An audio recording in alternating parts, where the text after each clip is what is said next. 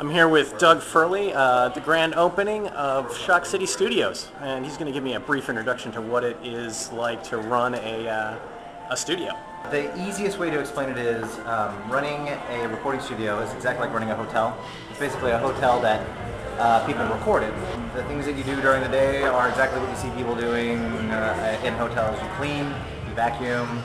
We're a service industry, so you make sure the clients are happy. You run and get anything that they need. It's just about creating a very calm, a creative environment, and just giving them nothing really to worry about other than just their art.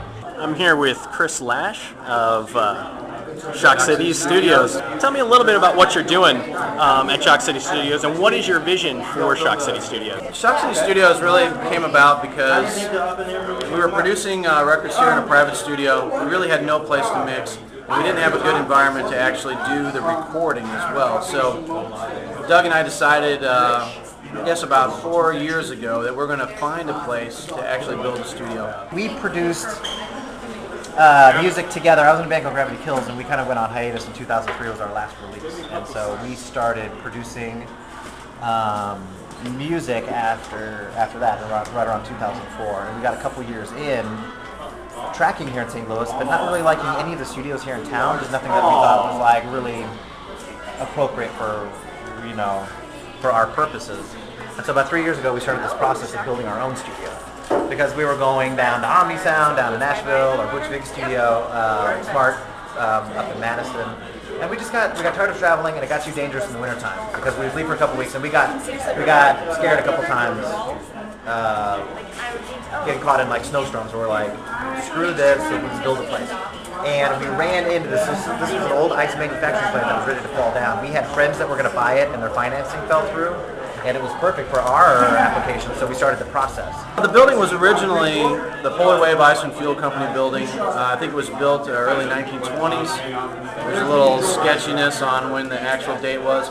But it actually supplied the ice for a lot of the breweries that are right surrounding us here, Falstaff, Anheuser-Busch, Limp, and kept those lagers cold. It took us about a year of searching and hunting to actually find a proper place to build a facility like this. And then about 3 years to put together the funding, the architecture, and to actually do the build out. The total source funds on this place are like $10 million. It saved the building and really, this is the face of Benton Park here in St. Louis. Tell me about your team. Who do you have lined up working with you on this? Business partner Chris and I, we're the principal owners. We have Tony Esterly as our head engineer, and we have various other engineers, independent engineers that work out of the studio. Adam Long does projects here. Andrew McGill is another engineer who does a lot of hip hop. Ross Vanderslice is another engineer that's worked out of the studio. And then we've got our interns. They help out behind the scenes, and they learn a lot in the meantime.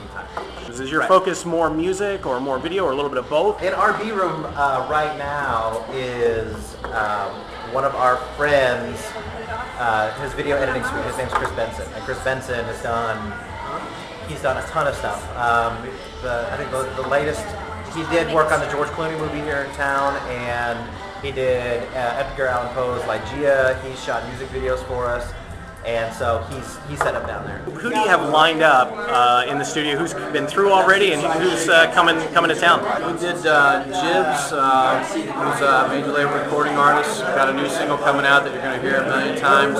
We've come out of the box pretty strong.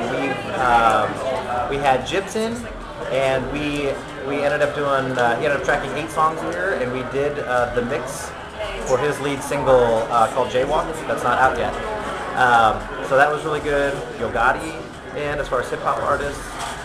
We had Haha Tonka, who's an old country band on Bloodshot Records down from Chicago. Yo Gotti, Chingy, just Funky Butt Brass Band from here in St. Louis, who are fantastic. They did a great album here. There's just a lot of stuff that's come through, and we're really proud of all of it. We redid Big Country by Big Country, and it turned out really cool. We had the guys in for 2 days. From St. Louis bands, we've got Gentleman Auction House coming through the studio.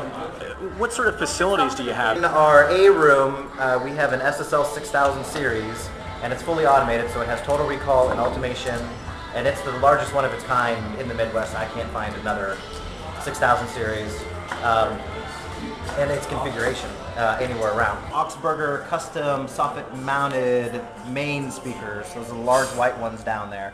And those are powered by Bryson amps, and we're running about 4,000 watts through them. We've had them up to 126 dB. It's loud, but it's clean loud, so you don't get all the speakers really aren't distressed at that level. It doesn't hurt as much as you think that it should hurt. But the meters is 126 dB. It's loud, but it's like, man, is that clean? It just stays consistently, clean all the way up to that level. I noticed you've got a great setup over here. Could you tell us a little bit about that down there? What you see down here is the live room. It's actually 1,100 square feet of pristine, perfectly tuned audio room. Gobos underneath the windows. You can actually flip those around. If you see the one on the end over there that's been flipped, and they have feet on them, you can actually scrim up around drums. But flipping them around changes the acoustical characteristics of the room. All the windows actually tilt at different angles, which creates a giant diffusion wall, and all the sound is pretty much impervious. Like, we can knock on this all day and those guys would never hear us down there. But 24-foot ceilings, so for natural sounding acoustics, anything that's 70 hertz and below actually takes about 25 to 30 feet to develop. So at an angle, we have all the space we need to actually have natural acoustics occur in the room that are proper. So your mics on your drums, you don't have to do a lot of EQing. You just pull stuff up and it sounds great. And that's gold. Mix Magazine just gave us class of 2009, one of the hottest 16 studios in the world, and we're excited about that. What's the number? If somebody wants to call in and set up some time, what's the number? 314-771-3099. 314-771-3099 is the phone number. You can talk to me or Chris. We're here all day, all night. This is Larry Rubin, our accountant. Hi, Larry. Nice to meet you. Hi, nice to meet you. The fun thing about it is you never know what's going to happen. It's in St. Louis, historically great music town. You're legitimately Johnny Johnson, Chuck Berry, birth of rock and roll, Ike and Tina Turner, the early rock and roll Motown sound. Scott Joplin, the first guy to ragtime, which is really the birth of jazz, and you also have Miles Davis, who came and flipped the whole script on jazz, and you have the birth of the cool right there.